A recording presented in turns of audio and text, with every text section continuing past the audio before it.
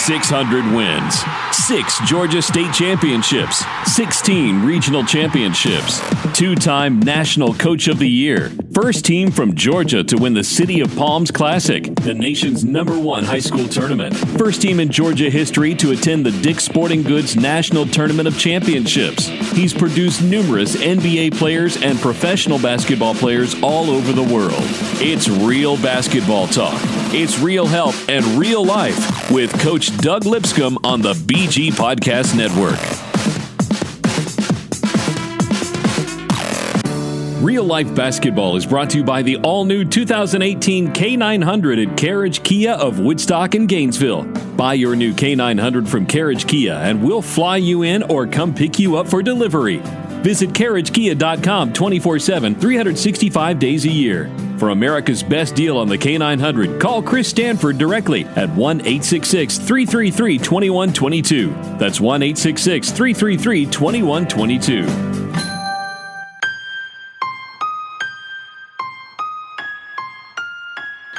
And welcome to Real Life Basketball, where we always keeping it real, always keeping it 100. We got some really, really interesting stuff coming up on our podcast for today. It's pretty much where basketball lives. We have, of course, me. I'm just merely old DeShaun Tate. You can catch me on Twitter at Tate's Take Sports, TATESTAKE Sports. We got the general, the legend, the coach, Doug Lipscomb, who's coached everybody in their mama, daddy, cousin, baby daddy, you name it. He's coached them all. You can catch him on Twitter at Coach D Lip.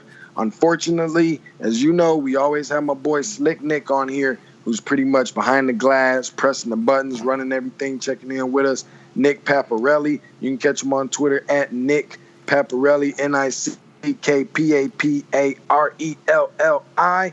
But to fill his space for today, the young guy, the improvement, the interim coach for the day, we got my boy Logan at Low Bro, not Low Blow because that would be weird, but Low Bro at IMLOBRO at Low Bro.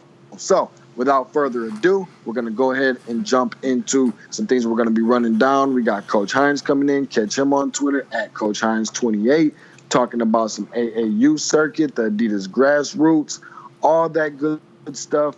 Who's an AAU scout as well as an AAU insider, and some NBA playoff stuff. You ready for us to go with this thing? Coach, what you most excited about in our segments on today? Well, I'm looking forward to hearing about the roundup this weekend at Lake Point and on the radar, and just see who's doing what with the AAU Circuit, and can't wait to talk about the NBA playoffs.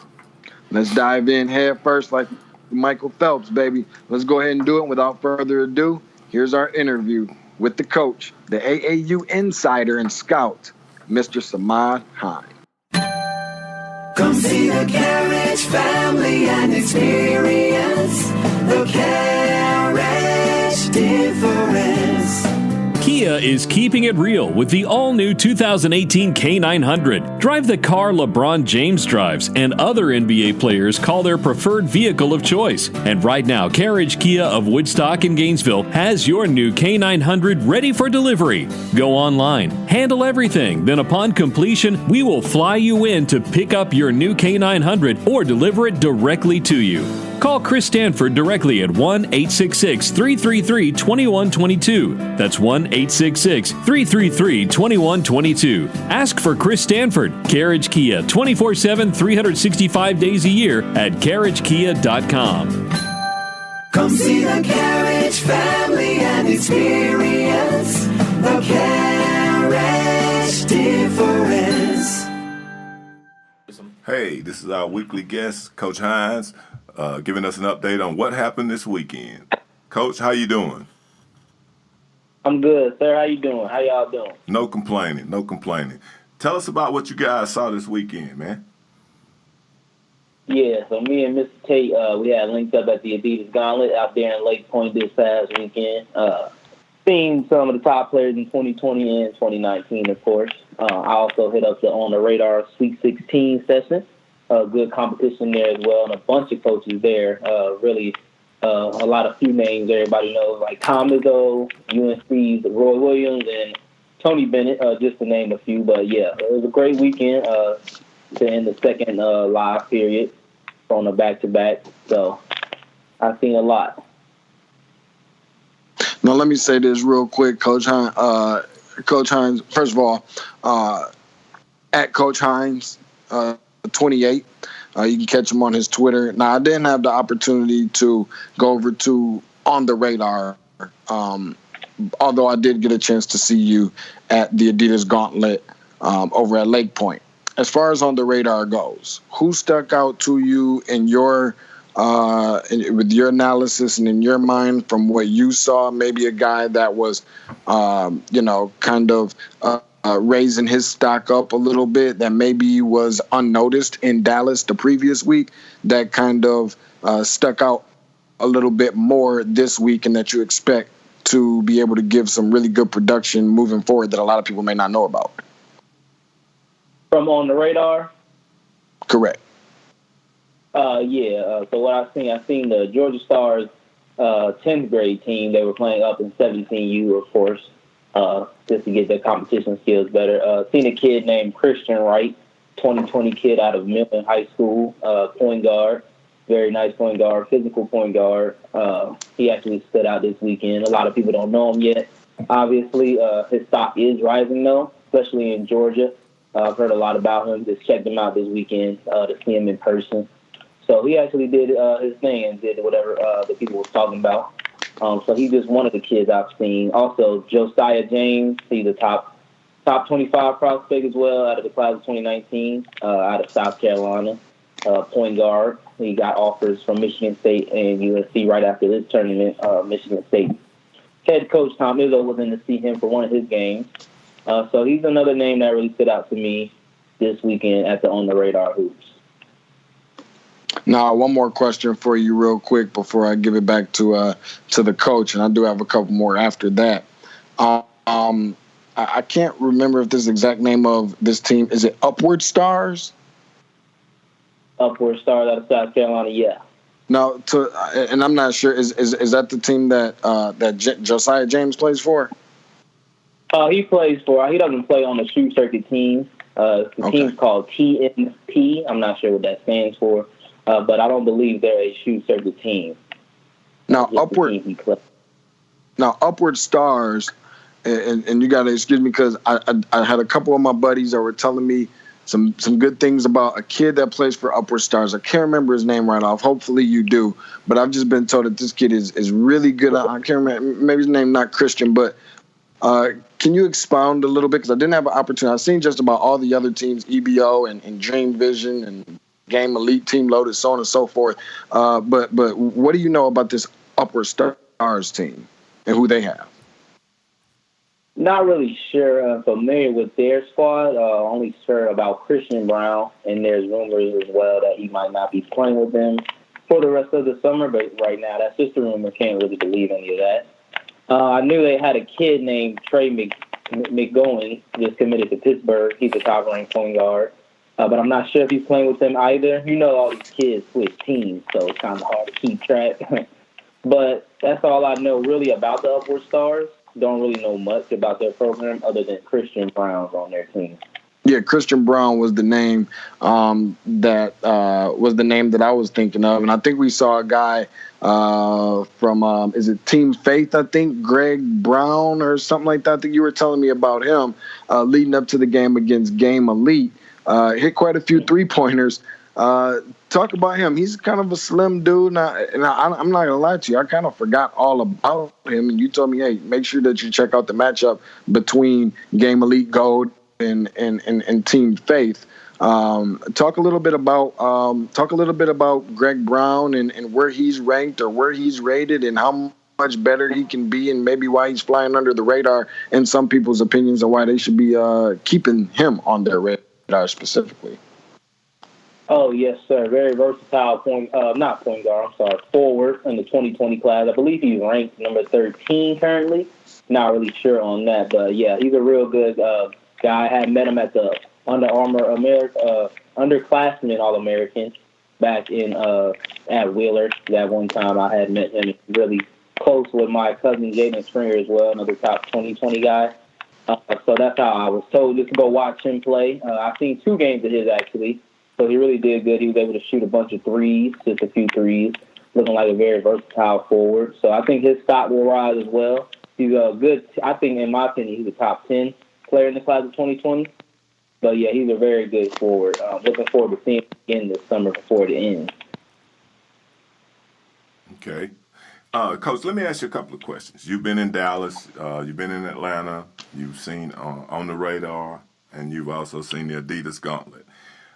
Compare those events, if you would. How do you think they came out as far as prep work for the events themselves, access to being able to see the top-ranked kids? And you're not tied with anybody specifically when it comes to shoes, so feel free to tell us what you think about the events. Yes, sir. We were talking about this earlier. The Adidas Gauntlet, it was okay. I like the way they set it up. It actually surprised me how they set it up for the college coaches to sit and actually the spectators and then the media. So it was a good setup. Competition-wise, I don't think it's up there with Nike at all yet. Don't get me wrong, there's a few good teams in the Adidas Gauntlet, like Compton Magic, Dream Vision, Evo, Team Loaded, North Carolina. There's a bunch of good teams in there, but competition-wise, I don't think there's comparisons to Nike. Because if you go to a Nike circuit, which I think everyone's going to go to in 2 weeks, you'll see the difference, Mr. Tate, especially you'll see it because we were talking there. You'll see the difference on how competitive all the teams are compared to what the Adidas Gauntlet teams and how they compete. So, you got the star players in Kyrie Walker and Jalen Green. They're going to do their thing. They're going to make everything live for you in the games live. But the competitiveness is not as high as Nike to me. I was actually surprised why most of those kids actually should have played on the Radar event because I think they would have got more competition and more exposure. But you know how these kids are. They want the shoes and all the gear. Just want to have that logo on their jersey. So, but I think Adidas is not up there as of yet. They're third out of all the shoe teams to me. So that's my opinion on that. Woo! Well, I mean, you telling it like it really is, and that's what we do. We're going to keep it real right here. Coach, yes, sir. DeShaun Tate, you have any more questions? I did, and some of it really more or less just an observation. Now, most people who probably don't know nothing about what I'm about to tell you right now, only Coach Hines knows this. He's familiar with what I mean by this term. When we were there at the Adidas Gauntlet at Lake Point here in Atlanta, I found myself falling asleep and waking up multiple times. And I'm going to explain to you why. So there's this guy, and you hear Coach Hines over there laughing in the background. Check him out on Twitter. Make sure you do that, at Coach Hines 28. But there's a guy who I'm being told is ranked as a top 10 player in the class of 2020. And feel free to interrupt me anytime that I'm wrong, Coach Hines. But number 6 ranked overall as of right now, Kyrie Walker for Dream Vision. Okay, and I believe he's a commit to the Arizona State Sun Devils. And yes. I heard a lot of hype. I heard a lot of hype surrounding this kid. And granted, I wanted to give him the benefit of the doubt because I had an opportunity to see him, but only partially because when his game was going on, there's another kid who's ranked number 1 at the same time in that class who plays for EBO, who impressed me quite a bit as well, named Jalen Green. And so looking back and forth between the both games, I'm like, okay, I need to get a fair assessment because I watched a little bit more of EBO than I did of Dream Vision. However, I was getting ready to leave. I just finished watching Team Faith and Greg Brown against Ashton Higgins and company and Josh Nickelberry, who's supposed to be one of the best shooters, if not the best shooter in the class, play a game. And I was ready to go to the house, man, to be honest. I was ready to go home and take the dogs out. But I want to stick around and give one Kyrie Walker the benefit of the doubt.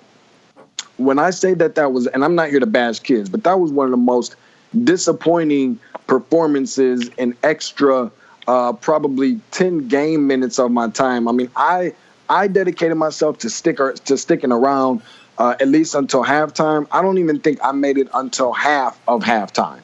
And I'm sitting right there with Coach Hines, and I mean, just the expectations of Kyrie and everything I've been hearing about him throughout the circuit, it didn't really match match what my expectations were. As he was extremely passive, and he deferred a lot. Now there was a guy, for a reason why I woke up from that boring performance, was a teammate of his, Jonathan Salazar, who reminded me much of like a Draymond Green type. I'm not saying he's going to be Draymond Green, but a Draymond Green type of player.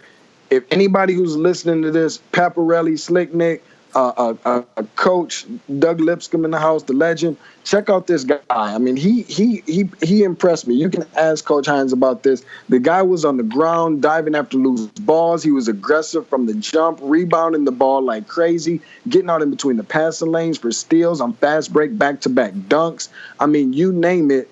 I do want to give Coach Hines the opportunity to speak on if what I said was true, and maybe some things that I missed out on that occurred in Dallas, and what we can expect from Kyrie Walker a little bit, because there was a lot of good kids here. I mean, granted, Isaiah Todd, I think, was one of my most impressive. Kind of remind me of a Tim Duncan-ish, Ashton Hagans with the passing ability and the way that his court vision and whatnot. Jalen Wilson was pretty good as well, but certainly Jalen Green, but.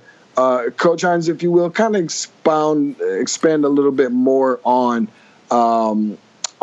Kyrie Walker, what you saw in Dallas, what you think the biggest differences was, and if you think that I was spot on with my assessment. Yeah, Coach. You said it right. Kyrie, he did his thing. Like I said, the competition-wise, it's just not the same. Because once you go to EYBS, no matter if your team 1-7 or no matter what the record is, it's always going to be a dogfight in the EYBS. So the competition is really there. You'll see the difference once they come down here. But you were spot on there. I agree. I think Kyrie Walker, though, he's passionate about the game, definitely. He talks to the crowd, talks to the refs, just hustles. I like his energy. I like guys that play with energy, and that's what he plays with. And mind you, his Dream Vision team is undefeated in the Adidas Gauntlet, so they haven't lost a game at all this summer as of yet.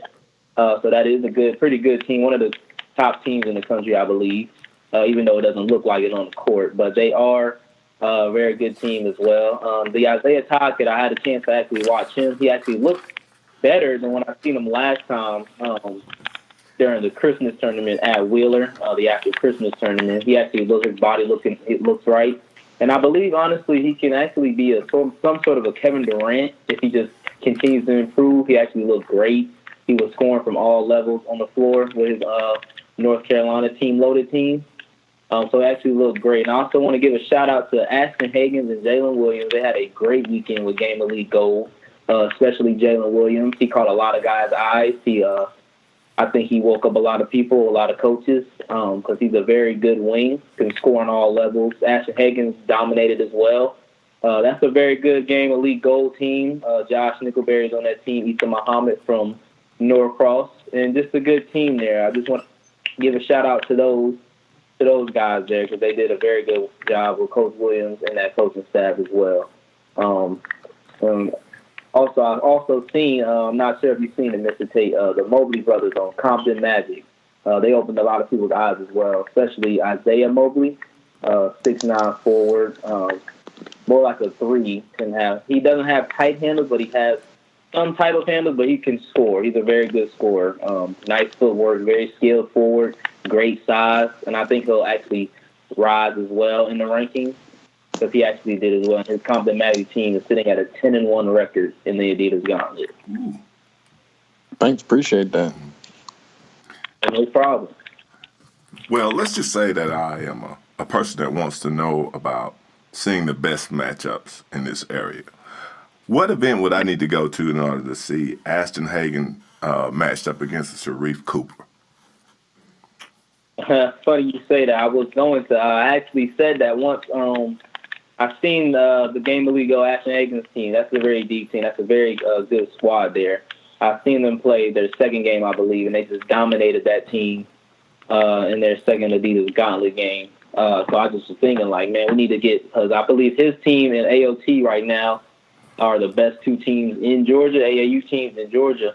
Stackhouse Elite is probably sitting at third because they're actually 7-1 in the Adidas Gauntlet, so they're actually doing a very good job as well. The AOT already beat them, so I had hit up Justin Young of Hoop Scene, told him to maybe set it up with AOT and Game Elite Gold in the Best of the South at the end of July, with both teams fully loaded. So hopefully we get that matchup, coaches. I'm looking forward to it as well. Okay. Please keep us informed on that one. Oh, yes, sir. Setting it up as we speak. We're going to try to set that thing up. Okay, Coach. That right there was Coach Hines. Catch him on Twitter at Coach Hines 28. Appreciate you for coming on with us, man. Great analysis, great breakdown of everything going on around the AAU circuit, especially in the Adidas. Letting everybody know to keep their eyes and their ears open for the Nike circuit, the EYBL, that's going to be coming back here locally to Atlanta, July 11th through the 13th. And so hopefully we can get Coach and Paparelli out there to go and check out some pretty good talent as well. And then, maybe after we can go have, maybe a couple cold beverages. I ain't trying to go against nobody religion or nothing like that, but I would certainly like to have a couple cold beverages, man, and talk about how all the talent and just every, the prestige of Nike and everything that they put together, how awesome of an event that is. And thank you very much again for coming on with us. Coach Hines, Samad Hines at Coach Hines 28 on the Twitter. Yes, sir. We got some great matchups coming in with the EYBL coming in, man. Great matchups to look forward to when they come down. Well, thank you again, Coach, and we'll be talking to you real soon. Oh, no problem. Talk to you guys soon. Thank you. Yes, sir. Hey, Slick Nick here to talk about Constant Elevation Sports Consultants. They are profound in evaluating any level of any business and athletics. Their blueprint has proven to be successful and has developed many multimillionaires. As Coach Doug Lipscomb always says, they don't work to impress, they work for positive impact. So that was Samad Hines, Coach Hines, as we like to call him here, a regular guest on our Real Life Basketball podcast. You can catch him at Coach Hines 28 on the Twitter, who is actually an AAU scout and an AAU insider. So appreciate him for coming on. Just a little bit of a reset. You're listening to Real Life Basketball right here with Slick Nick Paparelli, who's not with us today, unfortunately, Coach. You can catch him on Twitter at Nick Paparelli. That's at NICK PAPARELLI. And of course, we've got the myth, the legendary, the general, the Coach Doug Lipscomb. I'm sure I don't know if there's another AKA I can throw out there for you, Coach, as everybody has heard about this during our introduction breakdown. But Coach has coached everybody, man. Everybody and their daddy, their uncles, their cousins, a little bit of everybody. So first and foremost, Coach, we're going to go ahead and get into, as we like to keep it real at all times, we want to keep it real about the NBA playoffs. Keeping it real, keeping it 100. Stay from around me if you ain't doing it. Straight up and down, elevator, escalator, 12 o'clock, 6 o'clock. And I'm sure there's a lot of people that's like, what in the hell is this dude talking about? So let's get into the NBA play. Let's get into the NBA playoffs, man. We've seen quite a few game ones that have already been underway. Of course, a couple nights ago, the Golden State Warriors defeat the Pelicans 123-101. They're leading 1-0. The Houston Rockets, the number one seed in the West, defeated the Utah Jazz 110-96. They're up 1-0. And, of course, the Boston Celtics 2 nights ago defeated the Philadelphia 76ers 117-101. They're up 1 to a goose egg. Now, first and foremost, coaches, I want to get into some of this. Let's start off with what we missed from over the weekend that we haven't had an opportunity to recap just yet. The Toronto Raptors eliminate the Washington Wizards 102-92 in a 4-2 series battle. Kyle Lowry, 24 points, 6 rebounds, 6 assists. Where we saw every Toronto Raptor player scored. How about Kyle Lowry and DeMar DeRozan combining for 3 for 11 from 3? Not anything exceptionally well or anything worth sneezing at. And the team also shot 28% from 3. Now, let me ask you this. The Cleveland Cavaliers are going to be coming up for the Toronto Raptors, or actually just played yesterday. Tell me, Coach, in your opinion, when it comes to the struggles in the three-point shooting, what keys pop out to you the most when you are breaking down this Cleveland Cavaliers and Toronto Raptors series, in addition to what you saw from the Raptors that ultimately led them to defeat the Washington Wizards 4-2 overall in the series? Well, I think they just show that they can keep coming at you. You know, they don't live and die by that three, and that was very important in that series. And then you had the Wizards who weren't shooting well at all. So, I mean, if you can shut them down and you keep getting to the basket and getting to the free throw line, that's very important. That usually means you're going to win. John Wall and Bradley Beal combined for 55 of the team's 92 points. I don't think anybody's remotely surprised at that by any stretch of the imagination, considering we keep talking about the backcourt. But, you know, the key was what's going to happen with the front court, and are they going to be able to provide any kind of help to Wall and Beal, who also combined for 19 for 44 from the field, 8 rebounds, 9 assists, 10 turnovers between the two of them. Now, we're talking about the front court a little bit of the Washington Wizards. Kelly Oubre and Marcin Gortat combining for 5 points. 5 freaking points, Coach. 1 for 10 from the field, 33% from 3, 10 rebounds between the two of them. You know, that's pretty much been the elephant in the room. At this point, what do you say, Coach, in terms of the future of the Washington Wizards? Do you break this thing up, or do you keep everybody together and build them? Because the illusion seems like for Washington is that they played better without John Wall, who was out with an injury, and they brought in Ty Lawson. And I still think that John Wall is the piece that you need and the piece that you want, and that you keep this nucleus together. I'm not sure if I'm ready to break them up just yet. What do you say, Coach, break or build for the Washington Wizards? Well, you can look at it in both directions. If you break them up, you're going to get about 3 people for him. But if you leave them together, they have absolutely no chance of getting any further because they don't have anybody else that can score. So you look at it both ways. What's going to be best for the team? You need more players. I mean, that's obvious. So, I mean, right now, they're going fishing. So let's keep it moving. Going fishing, you better tie that worm to a hook, man, and throw it out there in the water. If we had enough time, I'd tell y'all what my experience was like going fishing for the very first time. I think I shared that with you guys on a previous podcast. We're not going to get into that today. What we are going to get into today is how the Utah Jazz, surprisingly, in a lot of people's opinion, eliminated the Oklahoma City Thunder 96-91 in Game 6, beat them 4-2 to advance on to the second round.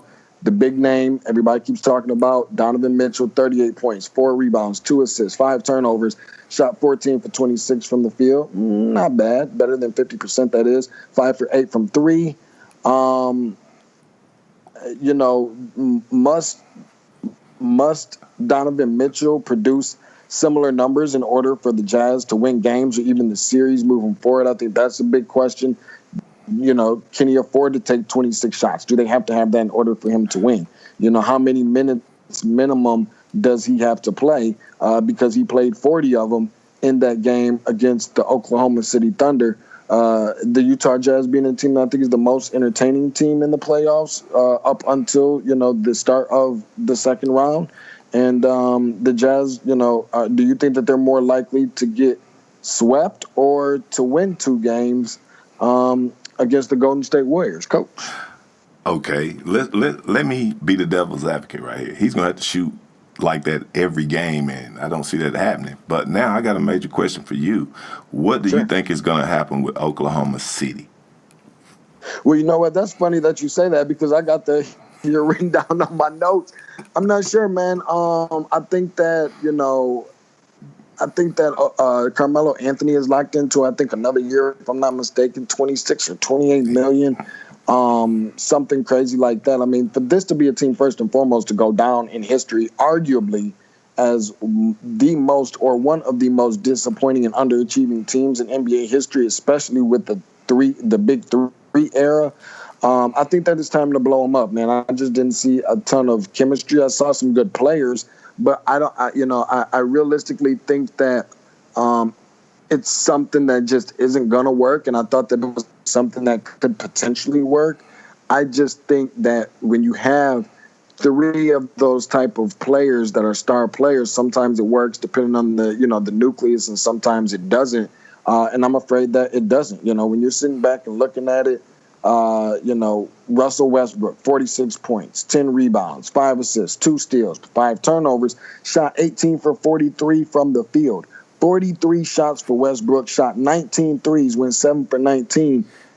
I just think that there's just not enough. I'm not sure what they have going on in terms of sharing the peel, the orange, the rock. But Carmelo Anthony, who I'm afraid is probably going to go ringless for the rest of his career, 7 points, 3 rebounds, shot 3 for 7 from the field.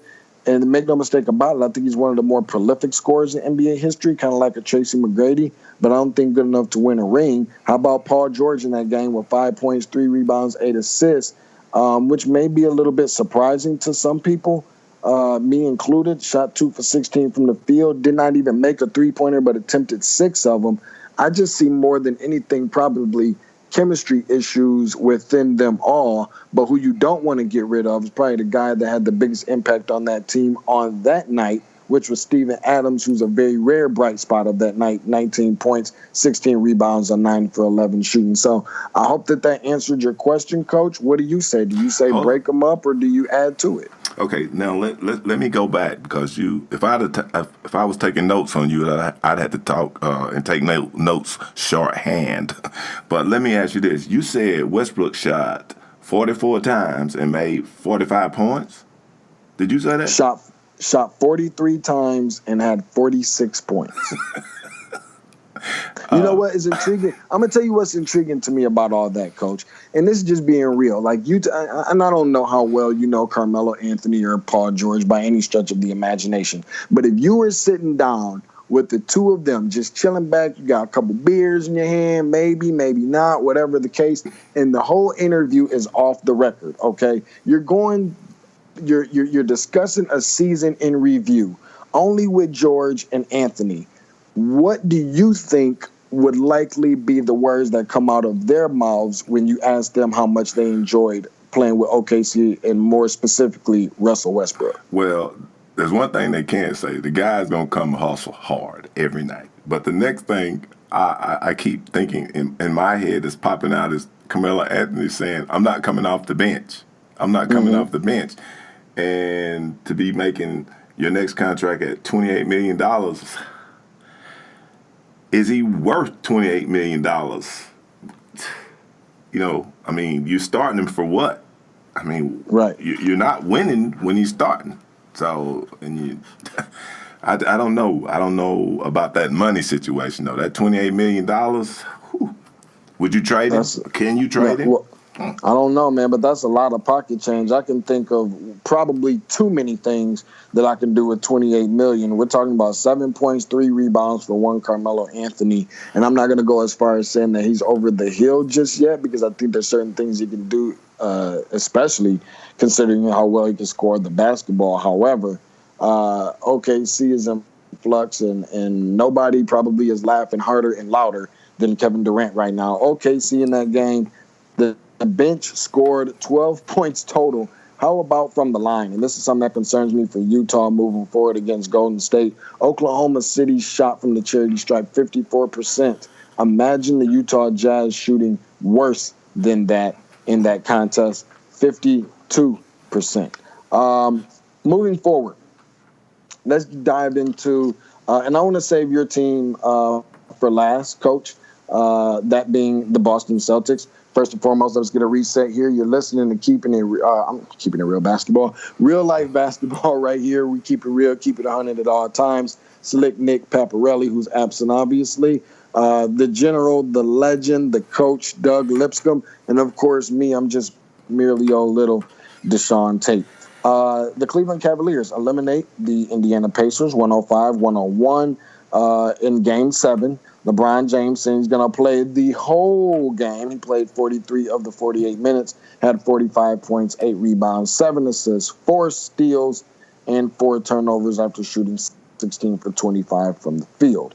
I have a couple questions about one LeBron James for you. Most of this isn't going to be nearly as much about the Indiana Pacers nor the Cleveland Cavaliers as it is as it is the LeBron James. Now, he said he's going to play the whole game, Coach. Is this a concern for Cleveland going forward? I mean, let's think about something. LeBron James isn't 22 years old anymore and doing this the way he did in 2007 when he led Larry Hughes and whomever else that those bums were that night. But he's 33 years old now. How much of a concern is this, do you feel, going forward for the team, for the organization, for LeBron James, putting his body under that much pressure? And how much is a 7-game first-round series a concern for the Cleveland Cavaliers? Well, I'd look at it like this. This man's been doing this all of his life, and he knows his body by now. He knows when he can go and when he can't go. For example, when they were getting drugged the other night, he wasn't in the game.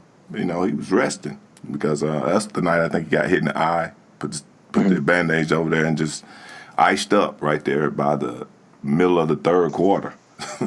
So, I mean, as far as prep goes and his body, I think he knows his body just like those other guys. So, and most people will tell you that's playing in the league right now, he's playing better than he's played in the past and physically dominating.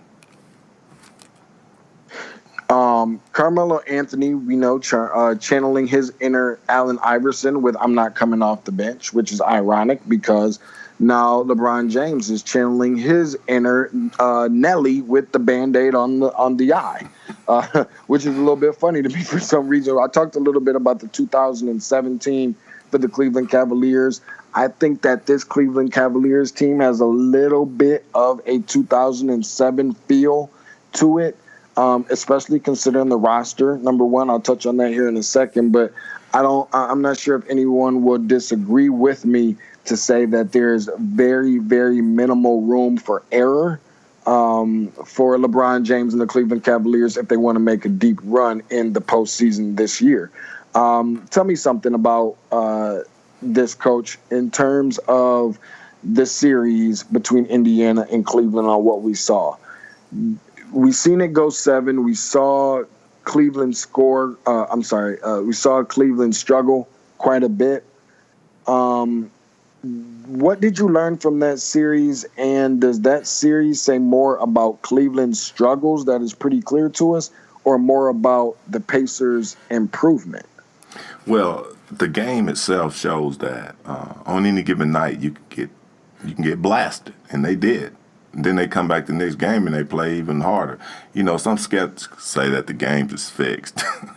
Well, I don't totally agree with that, but I will tell you like this: it does seem like some nights people take nights off, But that game where Indiana beat the brakes off of them, it was because of the way that they were playing. They were playing top notch, and they couldn't be stopped. Now, what's funny about that, and I'm just I want to make sure that I'm mentioning this correctly because I sent you, Coach, and Slick Nick a very interesting message a little bit earlier as it relates to Paparelli's Alabama Crimson Tide and what and I also teased on how that relates to the Cleveland Cavaliers for this upcoming season. I just want to share this with the people that's out there listening because I did my homework on some stuff. 2012, Alabama wins the national championship in football. LeBron James wins a world championship. 2013, Alabama wins a championship. LeBron James wins a championship. 2014, Alabama loses in the Sugar Bowl. LeBron James loses in the NBA Finals. The Alabama Crimson Tide in 2015 lose in the semifinal. LeBron loses in the NBA Finals. 2016, Alabama wins the national championship. LeBron wins the national championship. Needless to say, 2017, Alabama loses in the national championship game to Clemson. LeBron James loses in the NBA Finals to the Golden State Warriors. Here we are, coming all the way back around. How many years later is that? 6 years later, Alabama Crimson Tide wins the national championship over the Georgia Bulldogs. It's questionable as to what happened in this postseason with LeBron James and the Cleveland Cavaliers. If they win it, I'm not saying it's fixed, but if you look at it, it does have somewhat of a pattern to it, Coach. But wrap your mind around that and wrap your mind around this for a quick second. Just the thought of I don't feel sympathetic by any means when it comes to LeBron James. Realistically, I think that he dug this hole for himself, playing the player GM role, and they essentially traded Kyrie Irving and Jay Crowder for Larry Nance, Rodney Hood, and Jordan Clarkson. And here's why I say that. They trade Kyrie Irving for Isaiah Thomas. Isaiah Thomas plays 12 games for the team, coming off, I think, like a hip injury or contusion or something. And then they trade him for Nance, Hood, and Clarkson. I don't feel bad for LeBron James by any means. He got rid of Wiggins, a couple other players in the process. I know that that's all a lot to take on, Coach. Do you agree that it has a little bit of a 2017 type of feel? And in addition to that, your thoughts on people that feel like LeBron James doesn't have, we hear a lot from LeBron James faithful and his fans, he doesn't have a lot of help. I disagree with that, although I do definitely believe that as he hasn't necessarily had the coach that a lot of the other greats have had. Talk to us a little bit on your on that assessment, just a tiny bit. Well, I think when you said he became the player, the GM, you left off the coach because he was coaching the team as well. The whole situation with Isaiah Thomas was kind of jacked up. I mean, you get the guy and he doesn't play at the beginning of the season. He's hurt. Well, he was hurt when they let him go in the last place. So how do you get a player that's hurt? I mean, seemed like they would have put him through some serious physical activity. Now, you say this team looks like the 2017 team or whichever 2007. team. 2007. Mm-hmm. But I'm going to ask you this right here. Okay. That little statistic that you gave, Alabama winning, LeBron winning. So do you feel like LeBron is going to win the championship this year? I'm putting you out there. Well, I'm not going to say that as long as Golden State still has the team that they, with or without Stephen Curry. I can't go that. I ain't been drinking that much before the show. But I do think that they have a very good shot at getting to the finals. Not nearly as good of a shot as getting as winning the finals, especially because of the fact that they're in the East. I think it's a little bit better opportunity for him. But one of the bigger concerns is all the minutes that has to be played and how he has to take over the entire team and do everything similar to the way he did in 2007, but with a much older age, 11 years older. I mean, I'm kind of curious. First of all, we're not going to make any more excuses about LeBron James not having the help. Now, granted, he didn't win. We can't excuse, losing, 5 times. I get it. He's been to the finals 8 times, but losing 5 times in the NBA finals, and that's just a little shot for everybody that wants to put him in the GOAT comparison with one Michael Jordan, which I don't know why people do that at all, just because of the simple fact that I'm still trying to figure out why when people say that. When I ask them why does LeBron James wear the number he wears, they can't, everybody starts swallowing, they spit and scratching their heads and whatever. But, the 2007 and 2015 year could be somewhat excusable. Kyrie Irving and Kevin Love was both hurt in 2015, but I don't think you give them any passes. Let me ask you this, Coach, before we move on to the Boston Celtics, because I know that we're up against it a little bit. In the event that LeBron James either goes to the NBA Finals and loses this year or goes to the NBA Finals and wins with this team, looking at everybody on this roster, what conversation do we put LeBron James in if he does either of the two? Well, I mean, I already put him as one of the top players to ever play the game. And when you say what number does he wear, Kobe. He wore the same thing, or he should have, but I guess he put 24 on. That was his other favorite player or something. I guess he wanted to say he was after Michael. I don't know. But LeBron is legit. I mean, there's no taking that away from him. I mean, he's still hitting game-winning shots at this age, and he could still contribute, I think, 2 years from now. I mean, because he doesn't have to be the leading scorer every night. If he gets with some other people that can score, it's a wrap. Think about it. Look at what he's doing right now. But I still didn't get you to say they're going to win it all because I don't feel that way. Well, you're not the only one that doesn't feel that way, Coach. That's the reason why I didn't tell you that they were going to win it all. If you want me to say that they're going to win it all, Coach, It's going to take a whole lot more Jack Honey. That's my favorite, by the way. It's going to take a lot more of Jack Honey than to get me to say that. Let's dip right into it. We're on our very last entity of the NBA playoffs. I know we're up against it. You're listening to Real Life Basketball with Slick Nick Paparelli, who's absent, the legend, the general, the coach, head coach Doug Lipscomb, who's coached everybody, their uncle, cousins, brothers, sister, daddy, everybody, baby daddy, everybody. And I'm just merely your DeShaun Tate here. Now on to the coach's favorite team, the Boston Celtics. They eliminate the Milwaukee Bucks 112-96 in a 7-game series. First things first, Terry Rozier, who I think has been arguably one of the most impressive players, if not the most impressive in the playoffs outside of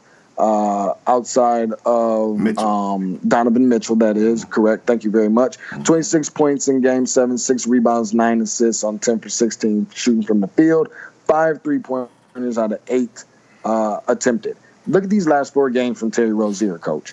I just gave you the game 7 breakdown. How about 16 points, 7 rebounds, 5 assists in game 6, 16 points, 3 rebounds, and 5 assists in game 5, and had a really, really good game 1 in a win over the Philadelphia 76ers as well.